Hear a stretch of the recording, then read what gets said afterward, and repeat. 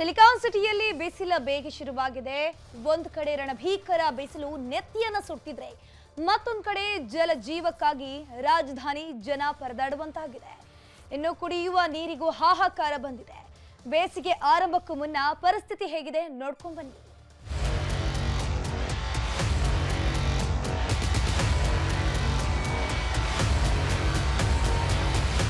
ಕಾವೇರಿ ನೀರು ಬರ್ತಿಲ್ಲ, ಬೋರ್ವೆಲ್ ಕೂಡ ವರ್ಕ್ ಆಗ್ತಿಲ್ಲ. ಅತ ಟ್ಯಾಂಕರ್ ನೀರಿಗೆ ಮೊರೆ ಹೋದ್ರೆ ರೇಟ್ ದುಬಾರಿ. ಇದು ರಾಜ್ಯ ರಾಜಧಾನಿ ಬೆಂಗಳೂರಿನ ಜನರ ಪರಿಸ್ಥಿತಿ. ಅತ ಕುಡಿಯುವ ನೀರಿಗೂ ಸಂಕಟ ಎದುರಾಗಿದ್ದು, ಬಹುತೇಕ ಜನರಿಗೆ ಆಸರೆಯಾಗಿದ್ದ ಶುದ್ಧ ಕುಡಿಯುವ ನೀರಿನ ಘಟಕದಲ್ಲೂ ನೀರಿನ ಕೊರತೆ ಎದುರಾಗಿದೆ.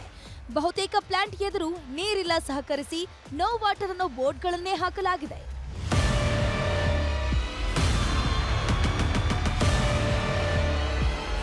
ಇದು ವಿಲ್ಸನ್ ಗಾರ್ಡನ್ ಲಕ್ಕಸಂದ್ರ ಬಳಿಯ ಶುದ್ಧ ಕುಡಿಯುವ ನೀರಿನ ಘಟಕ. ಇಲ್ಲಿ ನೀರಿನ ಕೊರತೆ ಬೋರ್ಡ್ ಹಾಕಲಾಗಿದೆ. ಇದೇ ರೀತಿ ಬಹುತೇಕ ಶುದ್ಧ ಕುಡಿಯುವ ನೀರಿನ ಘಟಕದಲ್ಲೂ ಇದೇ ರೀತಿಯ ಬೋರ್ಡ್ಗಳನ್ನು ಹಾಕಲಾಗಿದೆ. ಕೆಲವು ಕಡೆ ಮಧ್ಯಾಹ್ನ 1ರಿಂದ ಸಂಜೆ 4 ಗಂಟೆ ತನಕ ಮುಚ್ಚಲಾಗ್ತಿದೆ. ನೀರಿನ ಸಂಗ್ರಹ ಇಲ್ಲದೆ ನೀರಿಗೂ ಟೈಮ್ ಫಿಕ್ಸ್ ಆಗಿದೆ. ದಿನ ಬಿಟ್ಟು ದಿನ ನೀರು ಬರುತ್ತೆ, ಒಂದೊಂದು ಟೈಮಲ್ಲಿ ಬಡ್ದಿರಾನೂ ಆಗುತ್ತೆ.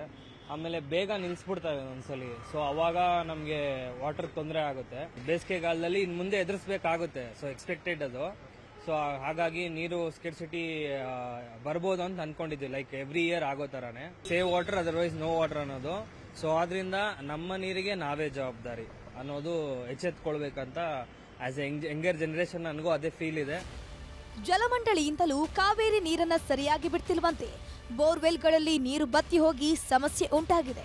ಟ್ಯಾಂಕರ್ ನೀರಿಗೆ 3 ಪಟ್ಟು ಹಣ ವಸೂಲಿ ಮಾಡ್ತಿದ್ದಾರೆ ಅನ್ನೋ ಆರೋಪ ಕೂಡ ಕೇಳಿ ಬರ್ತಿದೆ. ಈಗಲೇ ಹೀಗಾದ್ರೆ ಏಪ್ರಿಲ್ ಮೇನಲ್ಲಿನ ಸ್ಥಿತಿ ಏನು ಅನ್ನೋ ಪ್ರಶ್ನೆ ಕಾಡ್ತಿದೆ. ನೀರಿನ ಸಮಸ್ಯೆ ಬಗ್ಗೆ ಜಲಮಂಡಳಿ ಪಾಲಿಕೆ ಮಾತ್ರ ಮೌನಕ್ಕೆ ಶರಣಾಗಿದೆ.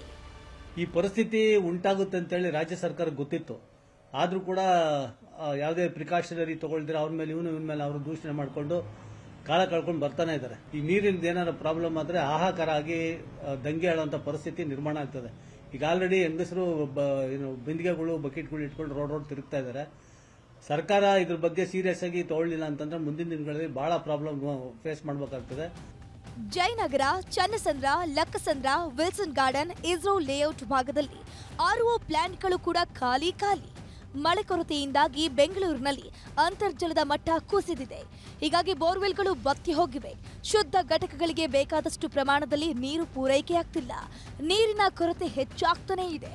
ಅಧಿಕಾರಿಗಳು ಎಚ್ಚೆತ್ತುಕೊಳ್ಳದಿದ್ದರೆ ಮುಂದಿನ ದಿನಗಳನ್ನ ಊಹಿಸಿಕೊಳ್ಳುವುದೇ ಕಷ್ಟಕರವಾಗಿದೆ.